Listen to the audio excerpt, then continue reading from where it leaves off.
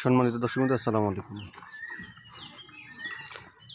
ঘাস ও দানাদার ছাড়াও যে মহিষ পালন যায়, এই ভিডিওটা দেখলে বুঝতে পারবেন। দেখুন রুচিটা দেখুন আমাদের এখানে কিন্তু ঘাস নেই, দানাদার খাবার নেই। এখানে খড়কুটো আছে, চালের কুড়া আর একটু চোপড় দেওয়া আছে, আর তেমন কিছুই নেই। তারপরও দেখুন মাশাআল্লাহ রুচি আছে। দেখুন খুব সুন্দরভাবে খাচ্ছে। দেখুন পেট, এটা হচ্ছে আসলে সব কিছুকে অভ্যাসে করতে হয়। আমি এগুলাকে এই অভ্যাসটাতে নিয়ে আসি। এরা প্রথমে কিন্তু খাইতো না, দানাদার খাবার খাইতো না, তারপরে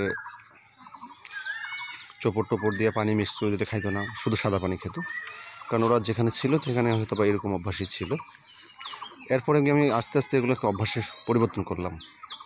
আস্তে আস্তে দানাদার খাবার দিলাম, এরপরে খড়কুটা দিতে দিতে মেন যেটা করছি সেটা হচ্ছে যে ওদেরকে জিঙ্ক, ক্যালসিয়াম, তারপরে লিভার টনিক এগুলো খাওয়ানোর পর রুচিটা মানে বেশি করে নিছি। এখন আল্লাহ দিলে রুচির কোনো সমস্যা নেই, যা দেবো তাই খায়। এখন দেখুন শুধু এখানে তেমন কোনো কিছুই নেই, তারপরও কত সুন্দরভাবে খাচ্ছে।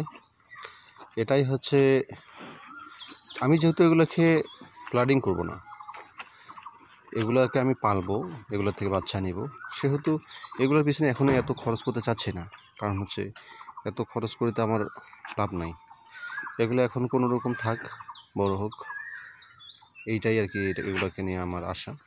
আর যখন এগুলোকে আমি বলবো যে না, এগুলোকে মাংস তৈরি করব, মাংস করে এগুলোকে সেল করে দেব, তখন দানাদার খাবার দেব। দেখা গেল যে দুইটার প্রতি 6,000 টাকা, 6,000 টাকা যদি আমি খরচ করি তাহলেই পূর্ণভাবে এগুলোকে মাংস ধরানো সম্ভব। কিন্তু আমি এগুলো তো করবো না, কারণ হচ্ছে পালা মহিষে 6,000 টাকা খরচ কেন করব। এইভাবেই আর কি এগুলোকে তৈরি করতেছি। আর পরিবর্তন হয়েছে কিনা অবশ্যই জানাবেন।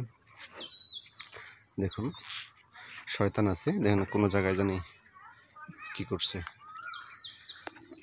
তো জানাবেন অবশ্যই যদি পরিবর্তন হয়ে থাকে। আর ভালো কোনো পরামর্শ যদি থাকে অবশ্যই দেবেন।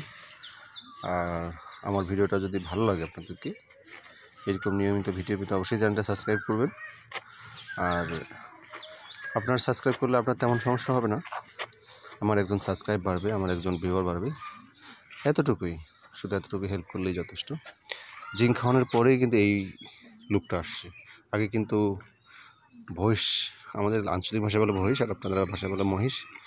মহিষ তো মহিষই ছিল, কিন্তু এখন ওদের লুকটা পরিবর্তন হয়েছে, ওদের স্কিনটাও পরিবর্তন হয়েছে। তো সবাই ভালো থাকবেন, সুস্থ থাকবেন। আসসালামু আলাইকুম।